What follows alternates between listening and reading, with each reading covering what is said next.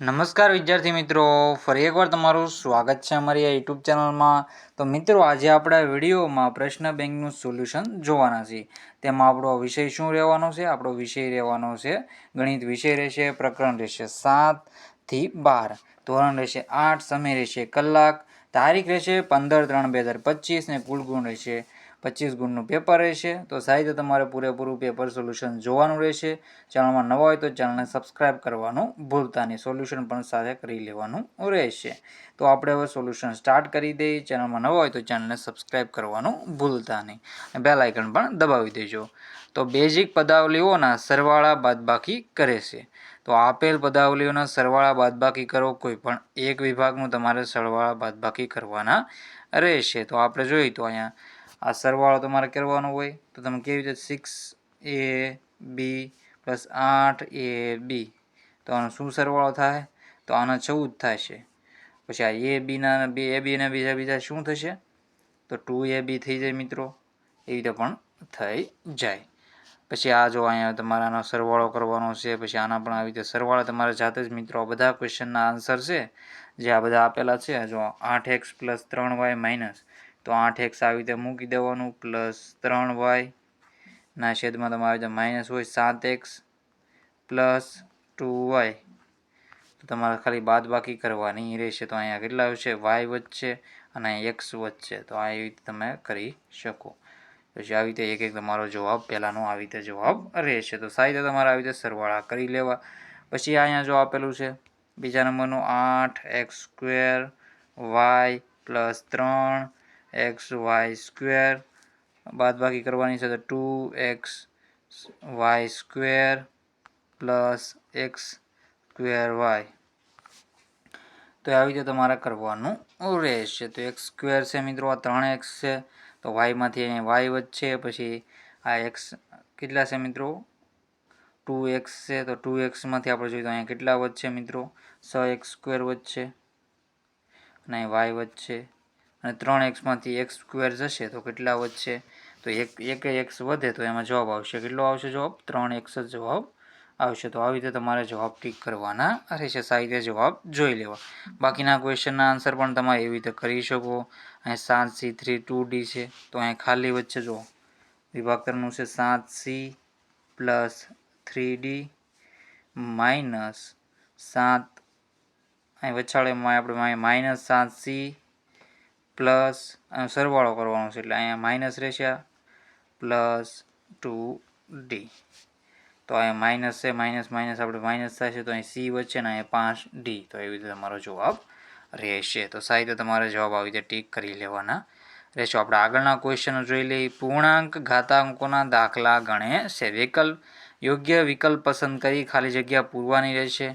તેમાં જોઈએ તો પહેલું છે 5ની -3 તો 5ની -3, તો 5ની -3 આપણો જવાબ શું છે? તો 5 - 3, તો 5 - 3 એટલે એનો જવાબ થશે 125. પણ એ પાછા માઇનસમાં થશે અને પ્લસમાં લાવવા માટે 1/125 એ આપણો સાચો જવાબ રહેશે. તો જવાબ આવશે 1/125. એ આપણો રાઈટ આન્સર રહેશે. બીજા નંબરનું છે 1/8, તો 1/8 બરાબર, તો આમાંથી આ જવાબ આવશે મિત્રો 8ની -1 ઉપર લઈ જાય તો માઇનસ થઈ જાય ઘાત. પછી 3ની -2, તો જવાબ આવશે 9 - 9, તો 1/9 કરશો તો એનો જવાબ મળી જશે. તો અહીં 1/9 આવશે, અહીં 1/25 આવશે. તો આવી રીતે તમારે જવાબ ટીક કરી લેવાના રહેશે. સાહિત્યના જવાબ જોઈ લો. પછી આપણે આગળના ક્વેશ્ચન જોઈ તો એમાં જોઈ તો ચોથા નંબરનું છે 2/3, તો અહીંયા 2/4, 2ની ઉપર 2ની ઘાત, 2ની આમ ઘાત આવશે, 2ની 2 અને 3ની 2 તો 2/4 અને 9, તો 4/9 એ આપણો રાઈટ આન્સર રહેશે. પછી આગળનો ક્વેશ્ચન છે 5ની 0 કોઈ પણ સંખ્યાની 0 એટલે એક જવાબ રહેશે. તો અહીંયા આપણો જવાબ શું હશે? હું સીધો ટીક કરી દઉં છું. અહીંયા આપણો જો છે 1/9, અહીંયા 8 આવી રીતે જવાબ રહેશે. અહીંયા આવશે 4/9, અહીંયા આવશે જવાબ 1. પછી છે x3 * x4, તો વચ્ચે ગુણાકારની નિશાની આપેલી હોય અને આપણે ઘાતાંકમાં જેનો આધાર સરખો હોય તો એમાં જવાબ શું આવશે? અહીં x7 આવશે. ઉપલી સંખ્યાનો સરવાળો થાય તો x 3 + 4.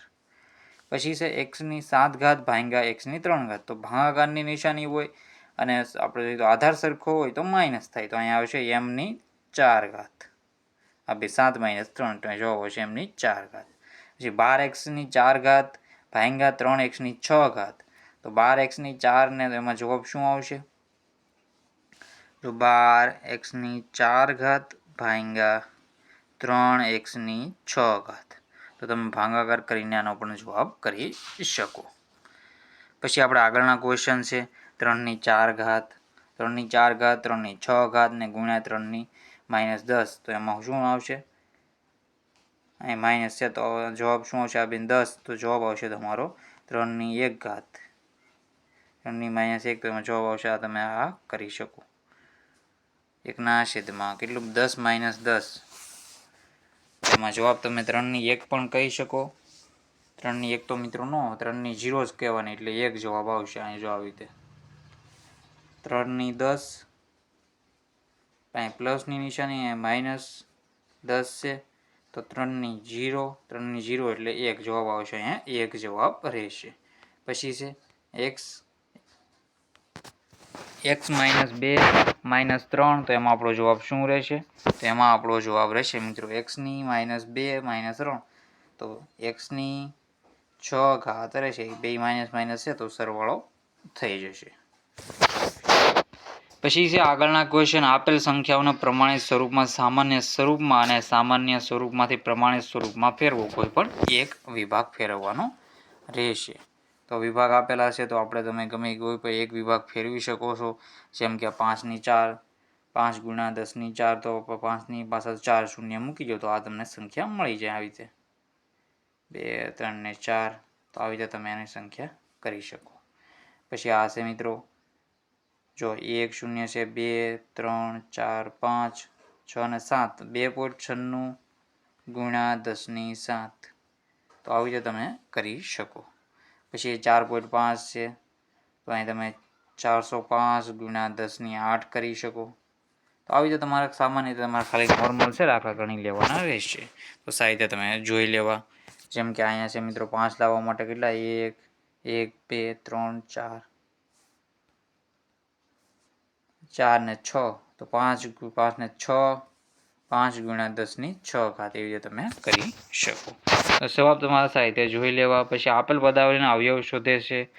તો અવયવ તમારે શોધવાના છે 8x² + 14x 7x² -28x². પછી છે નીચેની પદાવલીઓના ભાગાકાર કરો. તો સારી રીતેના જવાબ તમારે કરી લેવાના રહેશે. જાતે જ તમારે બાકીના ક્વેશ્ચનના જવાબ કરવાના રહેશે. સમય રહેશે તો આપણે પાર્ટ 2 બનાવી દઈશું. પછી તમારે યોગ્ય વિકલ્પ પસંદ કરી ખાલી જગ્યાઓ પૂરવાની છે. તો એક સમઘનની લંબાઈ 4 સેમી છે તો તેનું ઘનફળ ખાલી જગ્યા સેમી થાય. તો એક સમઘનની લંબાઈ 4 સેમી છે તો એનું ઘનફળ કેટલું થશે? એમાં આપણો જવાબ શું રહેશે? એક સમઘનની લંબાઈ 4 સેમી છે તો તેનું ઘનફળ કેટલું થાય? 4 × આવી રીતે સમઘન હોય છે એનું ઘનફળ શું થાય? તો એમાં જવાબ આવશે I3 એટલે કે એની 3 ઘાત. તો 4 × 4 × 4. તો 64 તમારો આમાં જવાબ રહેશે. પછી છે એક નળાકારના પાયાની ત્રિજ્યા 7 સેમી છે તો ઊંચાઈ 5 સેમી છે તો તેની વક્ર સપાટીનું ક્ષેત્રફળ કેટલું થશે? તો 2πrh 2πrh બરાબર. તો જવાબ આવશે 2 × 22/7 × r આપેલું છે 7 સેમી અને ઊંચાઈ આપેલી છે 5 સેમી. તો 7 7 ઉડી જશે 22 44 × 5 કરશો મિત્રો તો 20 ને 220. એમાં તમારો જવાબ આવશે. શું જવાબ આવશે આમાં? 64 ને બીજામાં તમારો જવાબ આવશે 220. તો આવી રીતે તમારે જવાબ સારી રીતે જોઈ લેવા. પછી છે એક લંબઘનની લંબાઈ 8 સેમી પહોળાઈ 6 સેમી તેનું ઘનફળ કેટલું થશે? તો 2 × l એ તો તમે છે l × b × h l × b × h. તો 8 × 6 × 4. તો 8 48 48 × 4 કરશો તો 48 × 4 કરશો તો તમારો જવાબ શું આવશે? એ રીતે તમારો જવાબ આવશે. કેટલો જવાબ આવશે? 192 જવાબ આવી ગયો. ત્રીજામાં જવાબ આવશે એ. પછી છે એક નળાકારના પાયાની ત્રિજ્યા 7 સેમી છે તો પાયાનું ક્ષેત્રફળ કેટલું થશે? તો પાય આર સ્ક્વેર. તો આવી રીતે 22/7